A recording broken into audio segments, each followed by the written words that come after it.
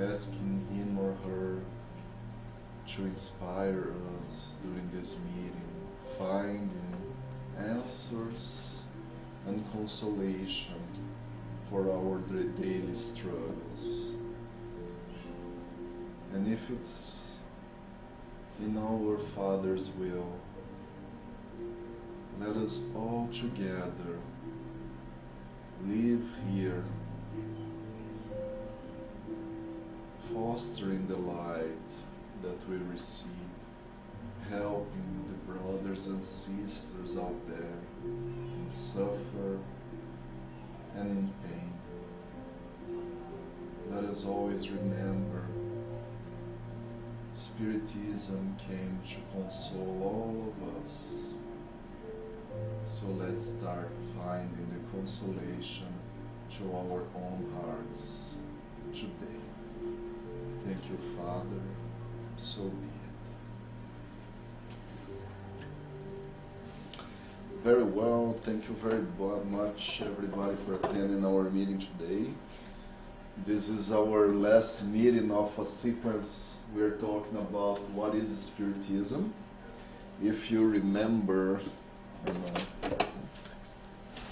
book is open anyways. We are talking about mainly this book, the Spirit's book, which is the first and most important work of Allan Kardec with the spirits. And this book is divided in 4 parts, as you may remember.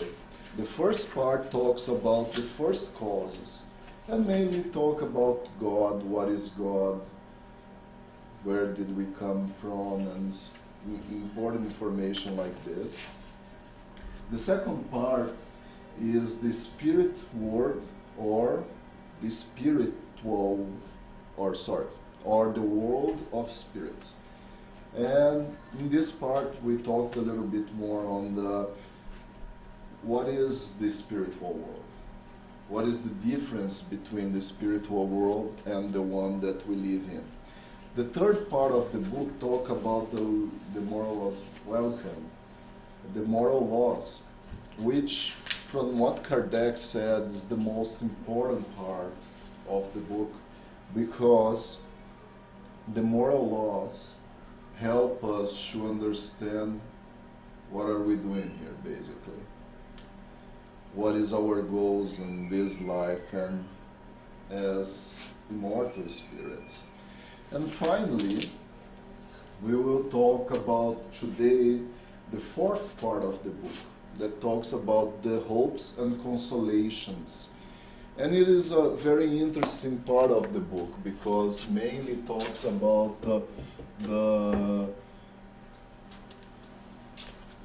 sorrows, the pains, and the happiness we may find on the other side, depending on how we use this wonderful experience we have right now.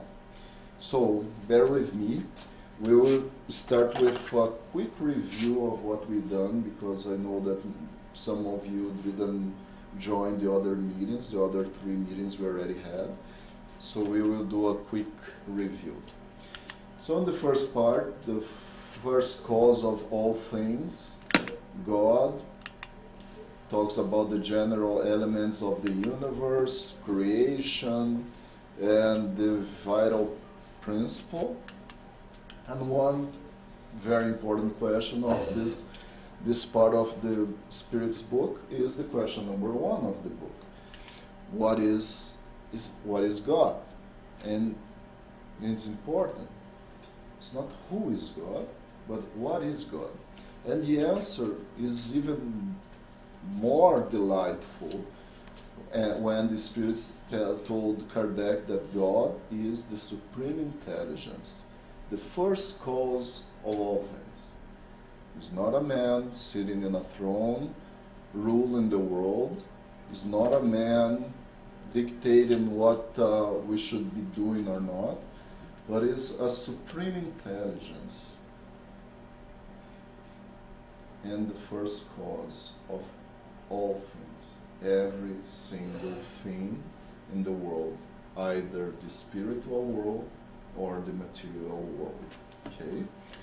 The second meeting we talked about, as I mentioned, the spirit world or world of spirits. And in this part of the book, it's one of the largest parts of the book. It goes through all the details about the spirit's world. And one important question about this part is the question 115, the one that we always mention here, and the one that we should be reflecting more. Although the question, have some spirits been created good or evil, is very straightforward question, the answer is very philosophical and brings us a lot of revelation. Let's go through it. God has created all spirits simple and ignorant. In other words, without knowledge. This is the part that we most of the time learn by heart.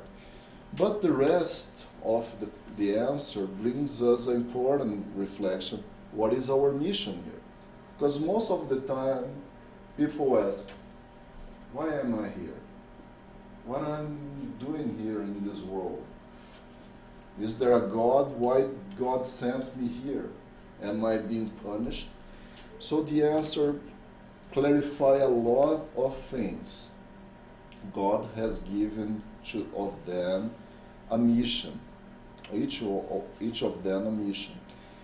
It is aimed at enlightening them and progressively leading them toward perfection through knowledge of the truth in order to draw them near to God or to Him. In that perfection, they will achieve pure and eternal happiness. The spirits acquire this experiencing the trials that God has imposed on them. Some accept submissive these trials and thus arrive more quickly at their destiny, whereas others cannot endure them without mourning. Thus, through their own fault, these later ones remain far from the perfection and happiness proposed to them. So basically, the question answered the simple question. The answer answers the simple question of Kardec, but tells us about a mission, how to fulfill this mission, and what keeps us away or depart us from accomplishing our mission. So I know that we repeat a lot this question, but it's a very important question. It's what we call the backbone of the Spirit's book. It brings us so much knowledge in just one answer. On the third meeting, we talked about the moral laws, which there are many in the third part of the book. Each one of them are a chapter of the book. And one important question of this is the very first question of the third part. Where is God's... Sorry, it's not the first, sorry. But Kardec asks, where is God's law written? Because if we have to follow these laws, where are they? In the conscience. And another very important question of this part of the book is the revelation of a guide and model for us to model ourselves and to follow this guidance. What is the perfect standard that God has offered to humankind as guide and model? And the answer, I'm pretty sure that all of you know, look at Jesus. Okay? Another important question about this part of the book is the 919, when the Kardec asks, what is the most effective means for improving ourselves in this life and for resisting the draw of evil? And also an answer that probably most of you remember. A sage in the Antiqui has told you, know thyself, conheça a si mesmo. Okay, so I hope this stimulates you guys to go in the web. The meetings, the previous meetings are recorded, or you can, I think it's a way better idea, pick up the book and study. It's a wonderful book. So today, as I said, we will talk about the fourth part and reflect about the joys and sorrows that we live on earth and will live in our future life. Let's start with reflection. Do you reflect about your life?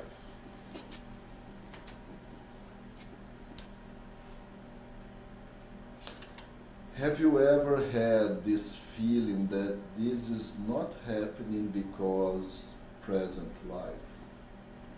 Something that's happening is not due to something that you have done in this life, but probably in a previous. Have you ever had this feeling? Do you reflect about your future beyond the grave? In other words, after you die, do you reflect what's going to be after that? And finally, the most important question, do you see yourself as an immortal spirit?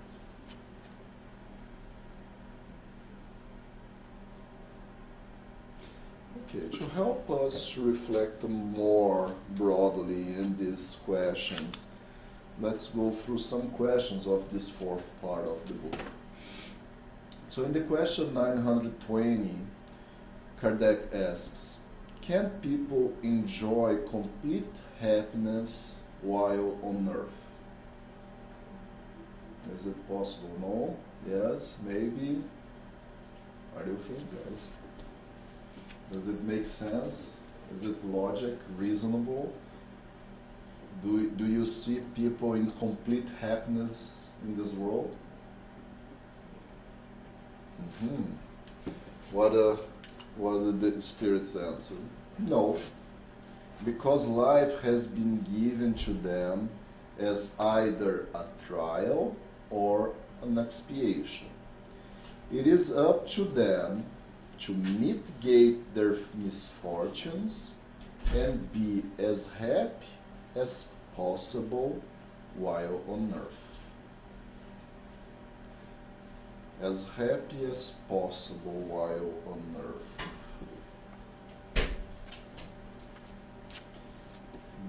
Do we see this happening?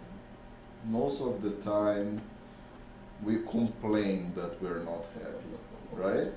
Why am I not happy? Why is this happening to me? Why? But the answer is very straightforward. Look, you guys are together as spirits that need to incarnate. I'm not saying to you, but this is what, trying to interpret what these spirits are saying, because I am among everybody here. So they're basically telling us, you guys are living in a planet that's not a happiness planet yet. And you are there because you need to go through trials, in Portuguese provas, or expiation, some kind of expiation. Just to remind, expiation from the Latin comes from the word expiare.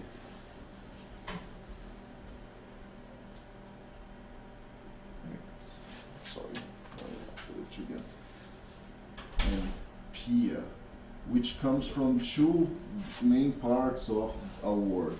Ex means extract, remove, or bring up, extract something. Pia is purity, light. So it's basically extract our purity that's it within us. There is nothing related, really. Expiation is for a pleasure of a God that wanna see us really in pain or in sorrow, but it's really to extract from inside of us all what is pure. So the light that's within us. If we saw before that the divine laws are in our conscience, expiation would do what then in this case? Connect us to our conscience, bring up the divine laws, and because the divine laws are pure in its essence, bring the divine laws to connect with us, or help us to reflect how to connect with them. Okay? And we can always mitigate our misfortunes working to be as happy as possible. This is an important thing. Nobody's here to really just suffer. But we can find happiness in this world. Not a full happiness, but a relative happiness while we live here. Okay? Another important question of this part is, do people have the right to take their own life? And why do I bring this? I know that probably most of you are knowledgeable that Spiritism doesn't support suicide or any type of killing the existing life. But this is an important point because it's clear in the Spirit's book. It's very clear. And we have to fully understand what is the invitations coming in this specific question.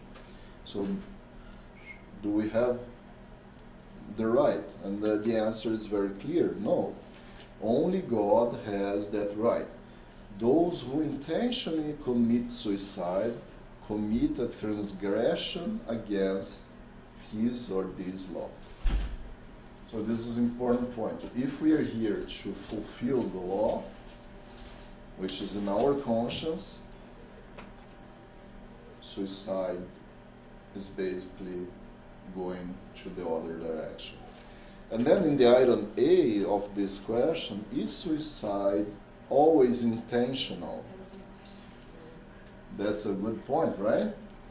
Look, the answer is probably one of the deepest, and the one that I was mentioning. There are some words there that if we go through this, we can follow for hours here. But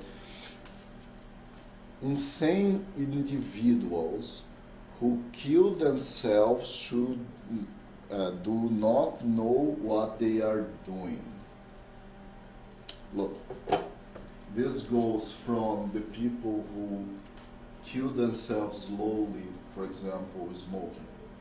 I know that it at some point will develop a disease on me and will shorten my life, right? Or the act of really killing myself, taking a gun and shoot my head. Both cases fall in this answer because both cases don't fully understand what they are doing. First, one is poisoning itself.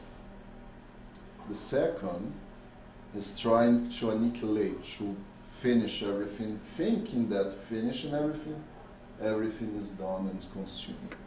Both of them, again, do not know fully what happens. Well, what then people who come here and do a workshop about suicide as we did a few days ago and still kill themselves. Can it happen? Yes. Why then, if they know what are the repercussions of killing itself, do they know? No, they don't know. The thing is, I might be knowing intellectually, but I'm not connecting my feelings with the knowledge. And not connecting my feelings with the knowledge is all about what they are talking about. Because I might know, yeah, taking my life will send me to a umbral, and then I will be there for who knows how many years, decades, but do I really feel how painful is to make this choice and be there? Because one thing is reading the books and intellectually knowing that this is the repercussion, but it's different than that touched my heart so strongly that will never be in my options. So that's why I say this is very philosophical, because people might say, no, but what about someone who used to be a spiritist speaker and killed himself? My question comes again. Did he fully knew what would be going on? He didn't, right? Because if he fully knew, he was connected to the law of life, law of love, and would love what God gave him to live. So it's important for us to reflect about it. Another very interesting question that brings Kardec is, in general, what are the consequences of suicide on the state of the spirit? And the answer, the consequences of suicide vary widely. There are no set penalties in all cases. They are all, however, is disappointment. And when the spirits tell us this, I invite you, if you are more interested about this subject, to read the book Heaven and Hell, where Kardec brings a bunch of texts from the spirits telling them their experiences after life, either of joy from happy or enlightened spirits, or for sorrow of spirits who committed suicide, people who killed other people, people who in the spiritual world was teasing other people, what we call obsession. So all this is there for us to understand that what is this disappointment the spirits are telling us here. Because none of them, after choosing this very painful way, were happy with what they did. They were disappointed. And this is why the spirits here put, the consequences are varied, but there is only one thing that we can guarantee you: disappointment. Because life will not end, and the sorrows will just increase, because I was there to trials and expiation, remember the previous question? And instead of putting myself in the trial and expiate, I denied it. And then my disappointment will be considerable. Why are human beings instinctively horrified of nothingness? Have you ever thought about this? Nothingness, nada, right? Why people are horrified about nothingness? There are many people who are really, they have phobias of being alone, of being in a closed room just by themselves. and then I can't sleep like this, and most of us want to believe there is something else. Why is this? Why do you think we all try to share the same feeling? And when we see someone denying it, we say, well, this is very sad, right?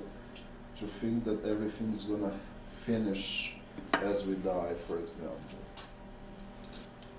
Why do you think this is?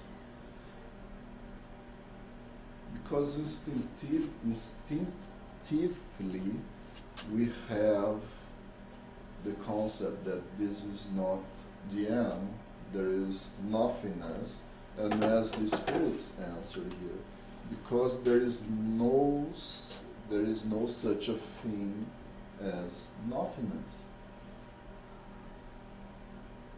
Otherwise, we would go for the belief that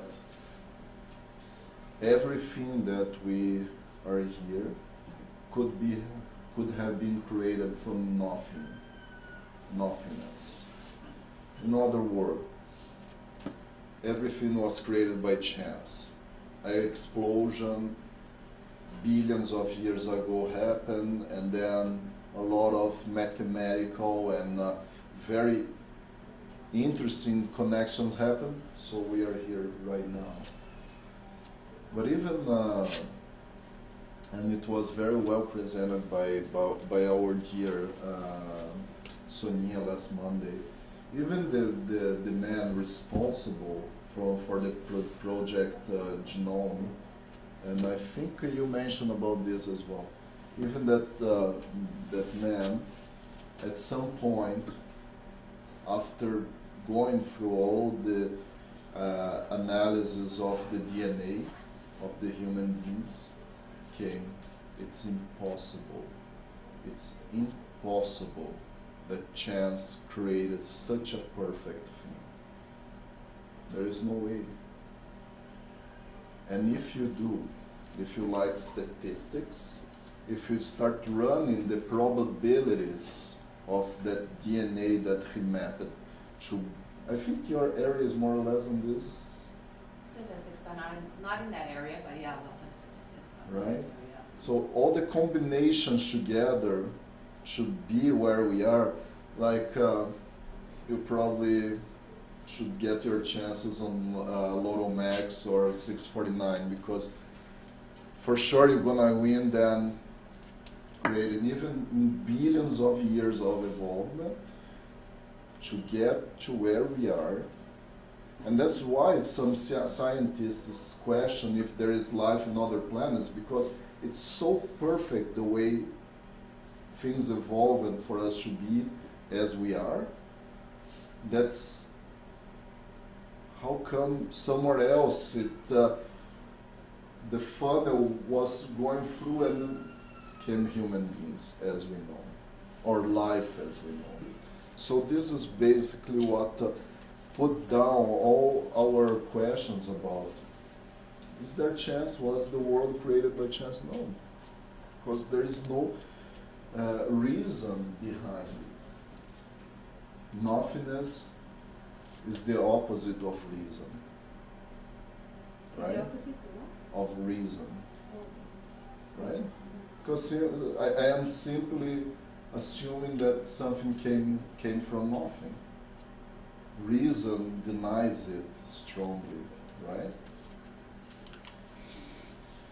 And then another important point in this part of the book is where our instinctive sentiment of future life comes from. And the answer is very nice. We have already told you, prior to its incarnation, the Spirit knows all these things, and the soul retains a vague memory of what it knows and of what it saw in its spirit state. And then important point, Kardec likes, and this is a very important characteristic of Allan Kardec, he always bring the reference of what the spirits were talking about, because they say, oh, we already told you. Go and check in the question number 393. But what mostly invited me to bring this question for you today to reflect was Kardec's comments, because some questions of the Spirit's book, and TSB is the Spirit's book, Allan Kardec has some comments of himself, or based on his knowledge, developing the codification. And here he says, to believe in God without accepting a future life would be nonsense. The sentiment of a better life is to be found in the inner being of all, and God did not place it there needlessly. The future life implies the preservation of our individuality after death. So it's important. Basically, Kardec is describing here what is the immortal spirit. Our individuality after life is preserved, and knowing there is a future life will help me to utilize, to use this specific moment the best I can. Because I know that after I go to the spiritual world, I will have to keep evolving, and then I will reincarnate and I will have to keep evolving. If I deny it, going back to the question 115 that we saw earlier today, we are departing ourselves from this process, and then we start having the process of pain and sorrow by our own choice. Yes, Ju? Along all the people that I met going to those Christian churches that I've been before, even including Brazilians, they truly, I don't discuss that's what their beliefs, I just listen, right? But they truly believe that when they die, they're going to be laying down, probably at the tomb or the grave, waiting for Jesus Christ to come and call the salvation. And the goods are going to go to heaven and the bads are going to go to hell. And they don't, that's their beliefs. Yeah, and we, as brothers and sisters, we don't criticize of the way people believe or not. We just understand that, look, this is first putting down one main principle of the gospel, or even the Jewish belief that is the first revelation, right? First revelation, Moses. Second revelation, Jesus Christ. Third revelation, the Spiritism is and the gospel according to Spiritism. And what is important to reflect about this? Look, is God all love and all justice? This is a common sense in all Christian beliefs. Now, is God all love if I send you to burn in hell for the rest of eternity? Right? Is God all justice if I do a mistake in this life, gonna perish in hell for eternity? Does it make sense? That's not a reasonable thing, and this is why we have to understand fully what Jesus was saying, calling God as Father, because he was one of the first to call God as Father. Because a father will never put a son or a daughter in prison and let it perish for the rest of its life. imagine now for the rest of eternity. So there is no love, and there is no real justice. Mercy. No mercy, right? Because the law of mercy, this is a very interesting thing, the law of mercy is fully connected to the law of justice. Because all the laws, in the end, is what we call divine law. Because everything is connected. For our own benefit, we try to break down here as a more didactical way to understand virtues and laws. But really, it's a divine law. It's something that we are immersed in. As like, imagine yourself jumping or diving in a pool. Now there is water everywhere, right? We are immersed in water. If we understand what is, and this is a wonderful analogy that Kardec uses in the Genesis, as we are immersed in God and His laws, and we are interacting with it all the time, first, this is why God knows everything. Because He is in full connection with us all the time. Second, I cannot really believe that God is not looking for all of us, and I am the one doomed to be apart. And then also, God is creating, for example, you with more merits than me. Where is the justice of God in this? Why Jesus was created perfect, and I am created with so much sickness that I can't even walk, for example, I can't see. Is there mercy? Is there justice on this? No. There is no justice. Then this is why most of these beliefs, they use the dogmas to push what they can't explain. So you have to believe that's the dogma and that's it. And this is personally, as a Catholic person who was in Catholic Church up to almost 10 years ago, I couldn't find my heart fully connected with that belief, because just because the priest said that, because this is not in the Bible, just because of the Pope said that, but the Pope didn't write the Gospel. So where is this coming from? And then we realize that when we don't know the answers, sometimes we are not humble enough to say, I don't know, let's try to figure out together. But the church doesn't feel this way. Most of the Christian beliefs, or all the religions, when they don't know the answer, they say this is the dogma of God. This is the dogma of the Holy Trinity or stuff like this. So, and then people stay quiet. We don't have the answers, but you have to believe in it.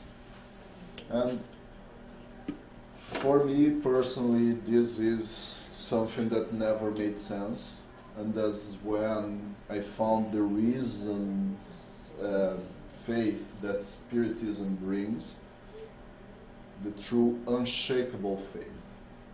Because then when you put reason beside faith, they connect together and they don't depart from each other as many believe. Anyways, I hope it helped. In the question 963, a very interesting question of Kardec is God concerned personally with each individual, connecting to what we talked before? Isn't God too great, and aren't we too small for each individual in particular to have any importance in the divine sight? Important question. Connects with the analogy of the pool, remember? God is concerned with all created beings. It's not even, he was mentioned about individuals, and now we are seeing every created being. No matter how small they may be, nothing is too small for God's goodness. And once again, if you understand now God with this supreme intelligence, first cause of all things, this energy that surrounds us all the time, that doesn't go away, but is always there as the water of the pool, we can better understand why he cares about each of created being. Okay?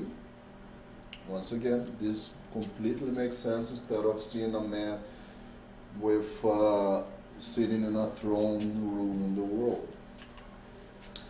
What does the happiness of good spirits consist of? Here, Kardec is already analyzing about the different types of spirits incarnated. What about these good spirits? But the classification we saw in the second meeting. There is a classification between ignorance or evil, good spirits, and spirits of light, or pure spirits. Now let's see the answer, because it's very meaningful. In knowing all things, in feeling no hatred, jealousy, envy, ambition, or any of the passions that make people unhappy, the love that unites them is a source of supreme happiness. They know that it depends on their own efforts, and this is, I should have highlighted this.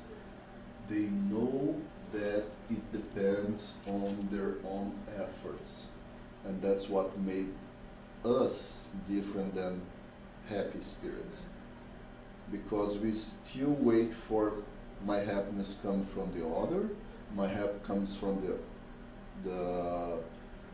from God, or my happiness comes from somewhere else. I don't need to do any effort. I'm waiting, or from money. Sometimes we think For something material. yeah. So this is an important difference between them and us.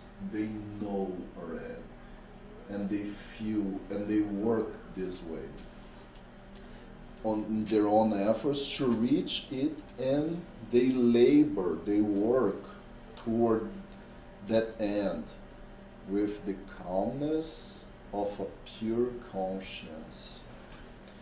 They are happy at no longer having to suffer what is endured by evil spirits. In other words, they have already extracted what is not good out of them, and now they live in plain connection with happiness. Doesn't mean they are yet pure spirits, okay? Because pure spirits, they don't need to expiate anymore. They extract all the evil and brought out all the purity within them. One more important question of this book, and this is the one, como que fala mesmo, penúltimo? One before the last. One before the last. There you go. It's 1020 questions in the book, just to remind. Will the kingdom of good ever be realized on earth? What an important question. Will the earth be ever a happy planet? What do you think?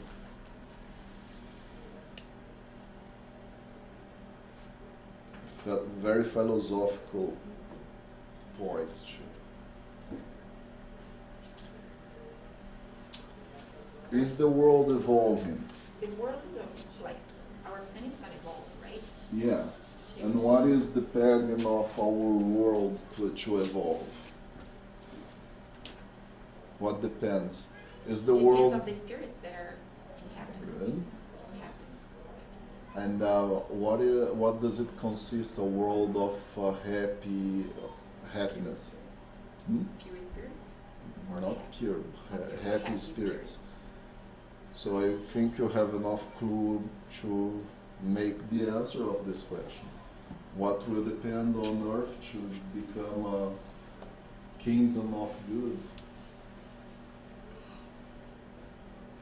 It all depends on the kind of spirits that are inhabiting the planet. Yes. So then, Yes, what as we evolve as we evolve. and become happy, right? But let's see, the answer is more complete than this. The good will reign on earth when?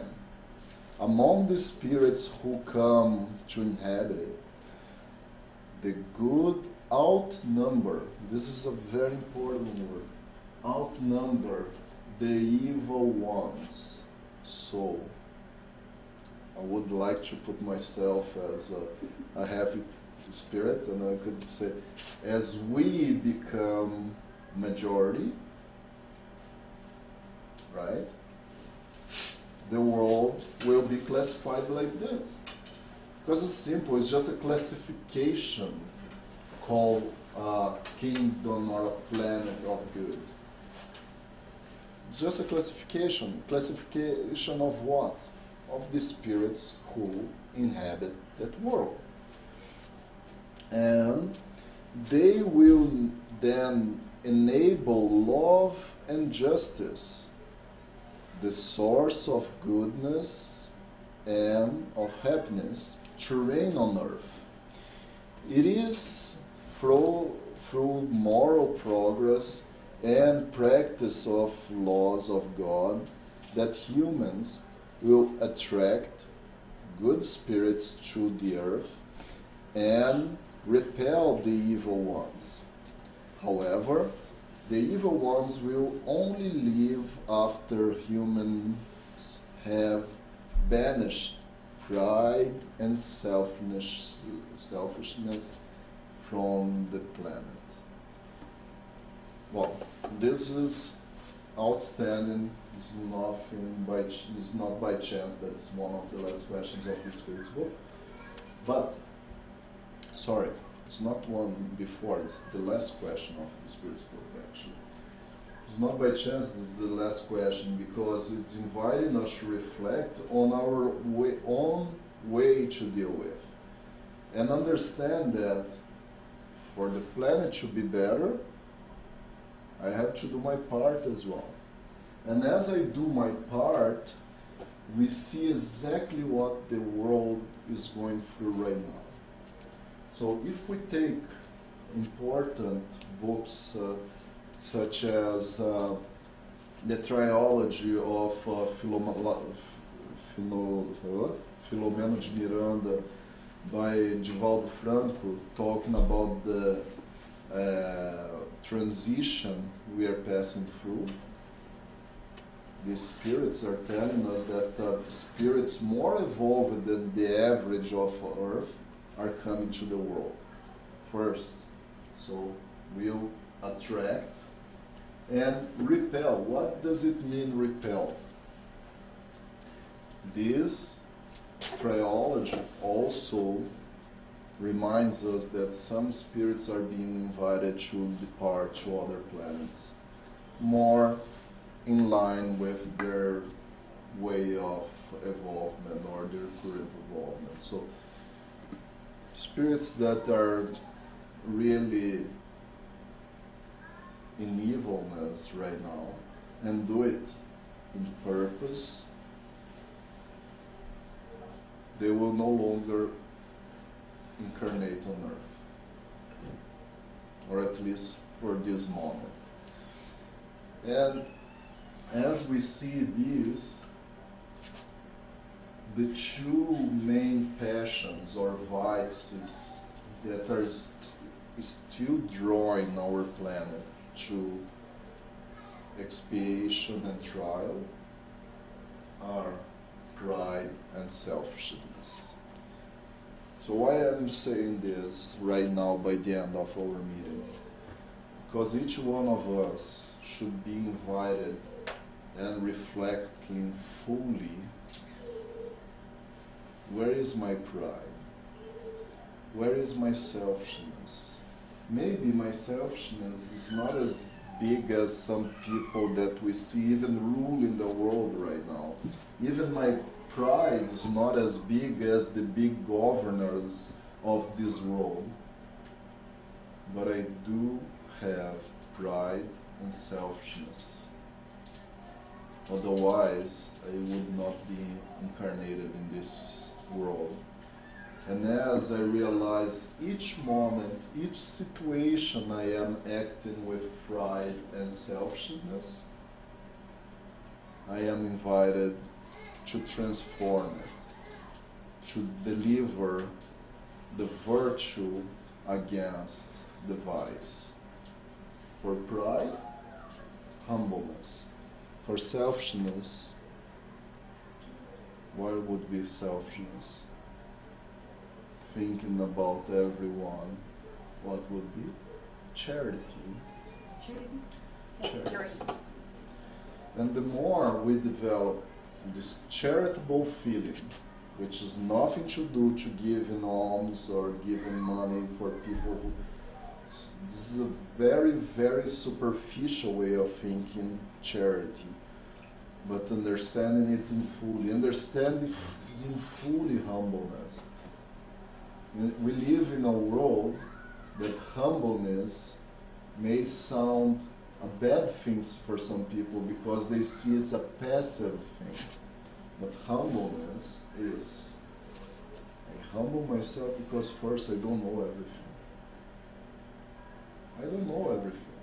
And people who keep saying that they are the most intelligent of the world, there is no one more intelligent than them. We should be seeing if this kind of people should be ruling our world as it is. To conclude our meeting today, I brought a wonderful text from the conclusions of the Spirit's book. And it's from the Spirit Saint Augustine. And if you wanna, I will try to read it nicely. You can put on a song. And are they having anything to show us? No? No? Okay. So you can turn off the lights, please. Then after this we'll go through the final prayer. For a long time, humans have torn at one another and have emphasized one another in the name of God, a God of peace and of mercy, offending God through such a sacrilege. Spiritism is the bond that will someday unite them, for it will show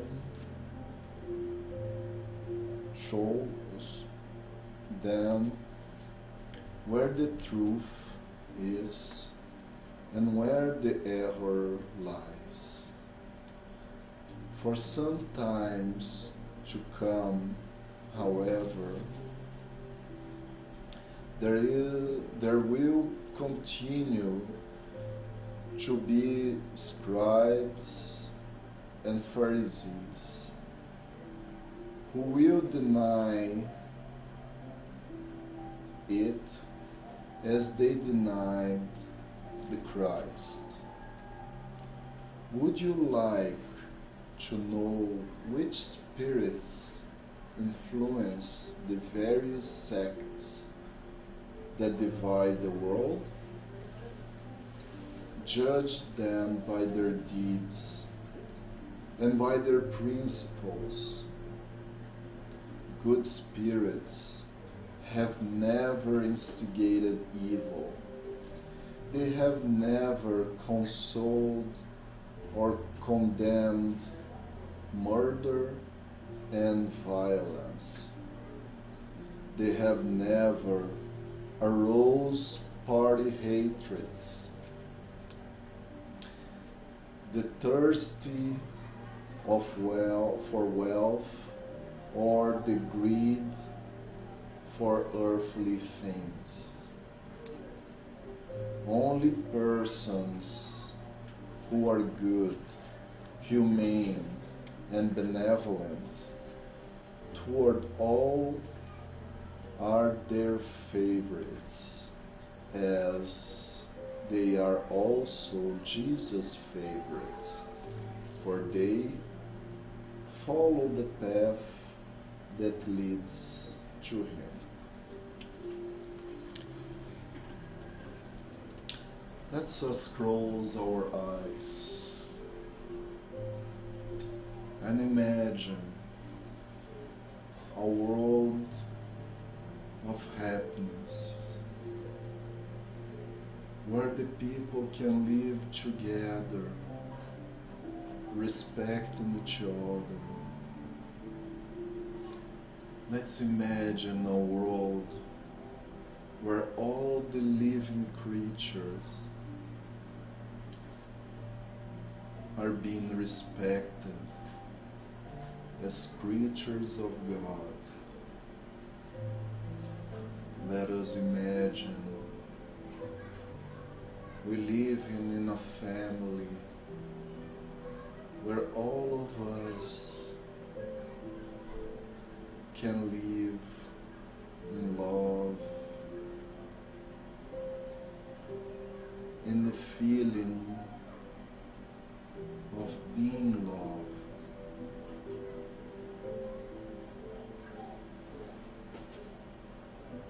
Dear Father, today we reflect a little bit more about the importance we have to the world we live in, the importance of fully understanding the teachings of the spirits, and the importance to study this wonderful book, which is the Spirit's book. So then the sorrows become joy, and we pass from the state of ignorance to the state of light. For that, dear Father, help us to connect with Jesus' teachings. Help us to find in our daily bread, in our daily work, all the labor to develop the efforts to become a better being, to know in myself a little better, and helping, stimulating the brothers and sisters surrounding us to feel the same way. Dear Father, may the Spiritist laboratory that we live in become the light to motivate a better world, a world of humbleness, a world of charitiness. May we all have a wonderful week, full of humbleness and full of charity.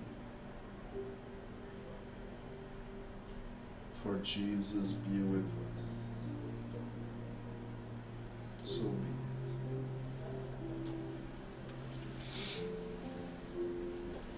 Very well, thank you very much. I hope it helped to stimulate a little bit the study of the book. And we will start our classes